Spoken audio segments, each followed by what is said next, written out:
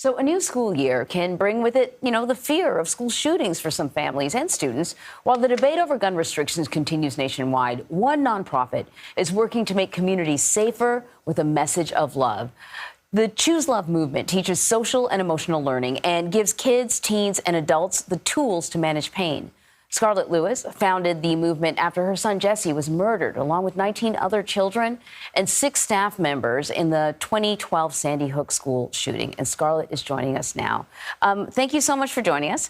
I don't feel like we did the movement justice with our description, but it's kind of the best words we have. But when I really sort of drilled down into what you were doing, I thought, children are often told what not to do. Yes, don't bully, do that. No. Don't be mean, don't be disrespectful, but then not what to do and then how to do it. And that's what I sort of see this as. How did you come to see social and emotional learning as a path forward? I love that question. And I love your description. It's so true. If you think of the way that our brains are wired to think, actually, we focus on the negative and we're very reactive. We've been the same way with school safety. There's a pathway to violence, and it usually starts with a grievance and then stair steps up through ideology, preparation, a few more steps to the attack. We have focused on the attack end. We've focused on other problems as well. You can include bullying and drugs and substance abuse. We tend to focus on putting out the fires. But really what I realized was there was not a lot of focus on the root cause of the pain and suffering that lead to those things. And so I decided to start a movement really based on my son Jesse's message that he left on our kitchen chalkboard shortly before he died. 3 words: nurturing, healing, love. I realized that love and connection were really, or lack thereof, the root cause of all of those problems. And here's this incredible concept that we can choose this for ourselves when we have some skills and tools, really called social emotional competence. Mm-hmm. It's incredible work that you're doing. I had a therapist tell me once, for every 1 negative in your life, you have to have 3 positives just to cancel it out. Whoa. So in order to rewire our brains, you really do have to choose love, nurture, connection. You have to actively choose it, right? Yeah. So tell us about the work Choose Love is doing in schools, and I'm sure you're seeing incredible results. We are seeing just absolutely phenomenal results across the board. We have had a no-cost program for about 7 years now, and it has spread by word of mouth and referral only to over 11,000 schools in every state and 120 countries, which is so incredible.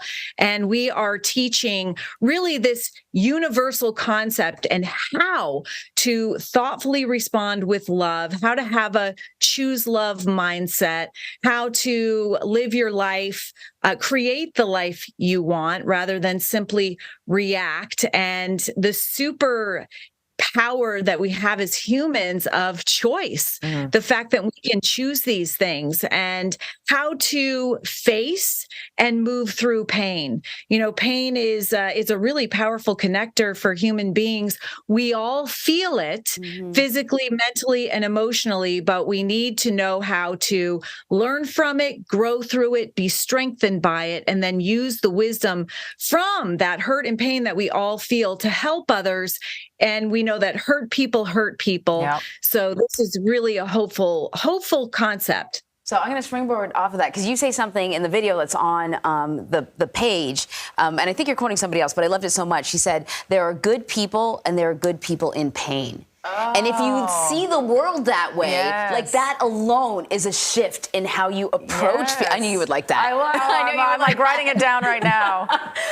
So what is going to be the primary focus of the group sort of moving into the school year? Well, the primary focus is really our superhero educators and giving them the skills and tools that they need to model the choose love mindset for our kids. The educators really, I mean, they are boots on the ground. They are seeing all of the issues that are escalating in our society in their classrooms. And it really takes a very special kind of human being to be able to get up every single day, put their best foot forward, lead a classroom that is connected and loving and compassionate. And we know kids in those types of cultures and climates, they thrive academically and socially. They get better grades and test scores. They have higher attendance, higher graduation rates, less stress and anxiety, less behavioral issues. It's a statistically effective way to reduce and prevent bullying.